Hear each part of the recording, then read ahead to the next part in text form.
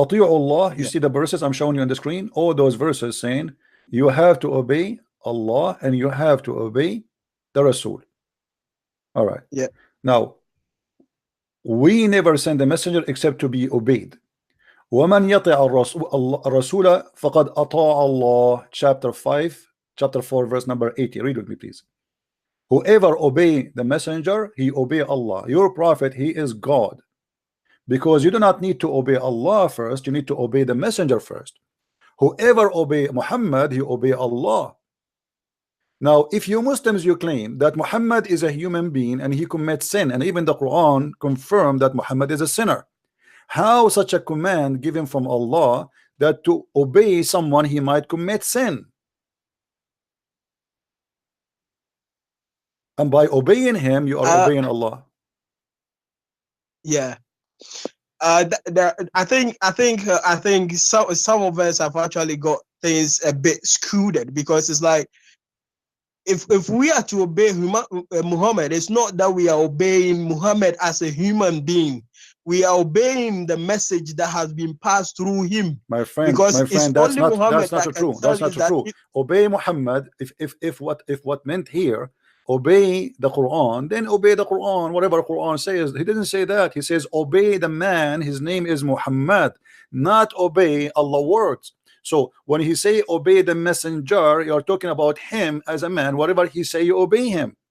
So please don't play with the games. I respect you, and you know I'm assuming that you are being decent with me. So it says clearly, obey the messenger. Whoever obey the messenger, who obey Allah. So by obeying Muhammad, otherwise we can just say in the whole Quran, obey Allah, and that's it, correct? But it doesn't say that. It says whoever obey Muhammad, he obey Allah. So even Muhammad here, he put himself first before Allah, because if Allah is the one who's talking here, there's no way he will put Muhammad first and he will put him second. So whoever obey Muhammad, he obey Allah, and that means Muhammad became your God. Let us make it simple. If I obey Muhammad, I obey Allah. But if I obey Allah, I do not obey Muhammad. Because here the verse saying that clearly. If I obey Allah, I don't obey Muhammad. But if I obey Muhammad, I obey Allah. CP, I think I understand what you're saying, but if you are to take the analogy on a different aspect to you, see that analogy you are making doesn't hold. Let's say, for instance, if I go to school and then I have a headmaster, and under the headmaster we have got teachers, and then the headmaster have given the instruction to the teachers, and the teachers are carrying the instruction to us. I obey the teacher through, as well as obeying the headmaster.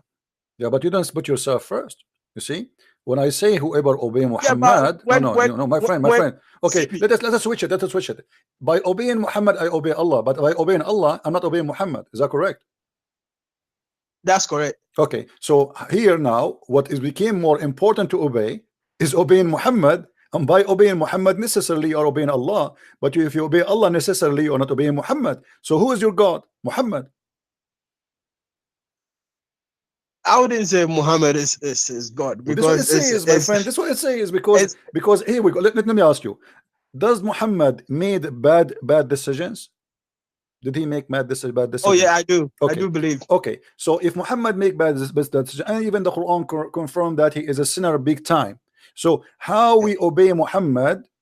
And you are saying to me, obey Muhammad like obey the message of Muhammad, correct? But as you see, you know, the Quran says whatever Muhammad he says to you, you take. فَخُذُوهُ, you know, whatever he gave to you, take it. You don't even question it. So whatever Muhammad he says to you, take it. Whatever he forbid you, you forbid it. So Muhammad now became a person who is God. Whatever he says to you, you take it. Whatever he refuse, you refuse it. So he is the one who forbid, he is the one who confirmed, he is the one who allowed. And now he saying, which is very dangerous, whoever of you want to be obedience to me, you have to be obedience to Muhammad. And you agreed with me that be obedience to Allah, it will not be obedience to Muhammad. And this is why I believe that Muslims are mushrikeen, because Muhammad, he put his name and he associate the name of him with the name of Allah, even in the Shahada. And the top of that, he associate his name in the obedience. In the top of that, he associate the name of Allah with the knowledge. Allah and his prophet knows best. So now what we have a two-head God. One, his name is Muhammad. One, his name is Allah. And even Muhammad name mean that Muhammad is God, because it's being the praised one. He changed his name from Qasim to the praised one. So now we have the praised one and we have Allah. We have to obey the praised one, but not necessarily by obeying him we are obeying Allah. But the Quran says that if you obey Muhammad, you are obeying Allah. But if you obey Allah, you are not obeying Muhammad necessarily. Yeah, I understand. I understand what you are saying, but I think when I don't think that he meant that if you obey me is the same as obeying Allah. But if you obey the words that I speak to you, then you obey Allah. Because Muhammad himself claims that he's a sinner. So why would we actually have to equate him to Allah? Let me ask you. Did the Quran in chapter 59 verse number 7 says, whatever the prophet he says to you, you take it. Whatever he forbid you, you forbid it. Does it say that or no? Or I'm making things up? Okay. So yeah, it does say that. Okay, whatever Muhammad he says to you, you take it. So now whatever Muhammad says to you, why the Quran does not say whatever I say to you? Who is God here? Why Muhammad suddenly became a man who decide what to take, what not to take? Because if the Muslim, they keep saying to us, how you worship a man? Okay, well, here we go. You are giving the decision of God to the hand of a man who is a person who can make errors. He can make mistakes. All of us, we do make mistakes. We are a human, right? So how in such a verse it says, whatever the prophet he give you, you take, and whatever he forbid you, you forbid. So now what happened? We transformed the power of Allah to the hand of Muhammad. Muhammad, he got like what they call it, I don't know, like a note of attorney, what they call it in English, I'm not sure. Like when somebody he signed my right to you, you know what I mean, my friend? Yeah, I sign my right to you, and by signing that right, you can sell my house, you can sell my car, correct? Okay, so now what Allah saying, that whatever Allah messenger he gave you, you take. Whatever he he denied to you, you deny.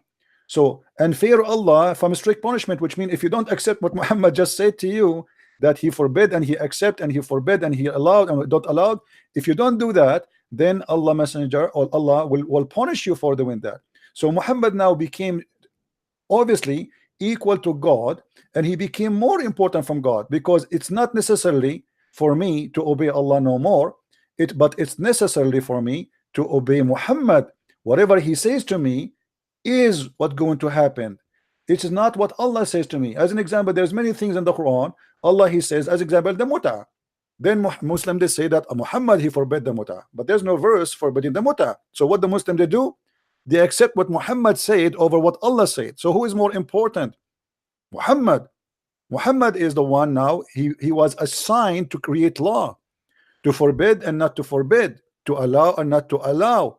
Allah he say something, who care? Muhammad say the opposite. We follow Muhammad, we don't follow Allah.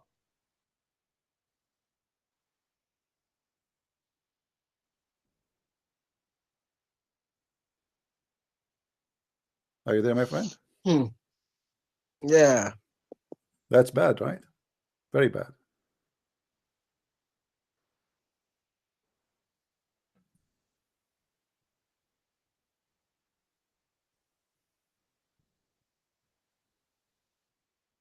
What we will do now? I don't know, because it's like with me, I think that we are actually I don't believe we are worshiping Muhammad, because he you cannot see, I'm not talking about you, my friend. You see, you sound a nice guy. I respect you. It's not talking about me and you. We are not in the story here.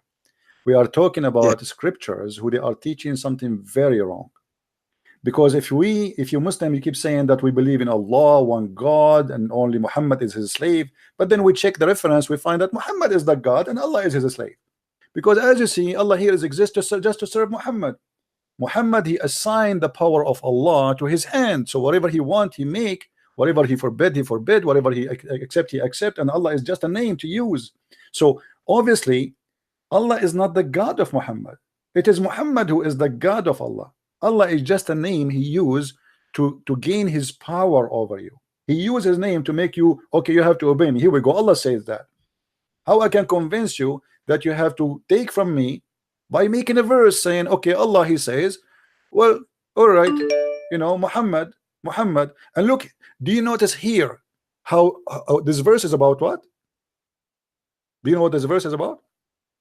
Muhammad, he made this verse specifically because of money.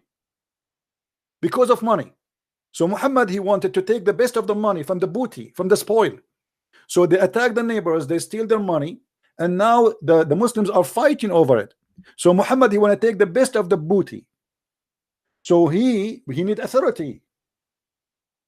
So what I do? Here we go. I make a verse, says Allah says to me, whatever I say to you, you do. Whatever I say to you not to do, you don't do. So now the money, the religion, the God, the marriage, the sex, the inheritance, everything is in the hand of Muhammad. I say, you obey. Allah says so, it's not important. I say so. Allah say do mut'ah. I say don't do mut'ah now. Which one we follow? We follow Muhammad.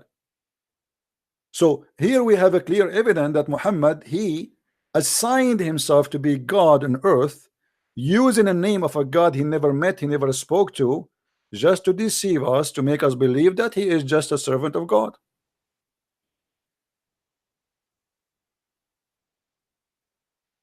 So are you from what you're saying, are you trying to say that I think I have some kind of questions that I do ask myself about the Quran, because if you actually read, you find out that if Uthman was the one that actually compiled the Quranic verses together, then probably it might be that someone also might have also tempered with the hadith as well as the Quran. Okay.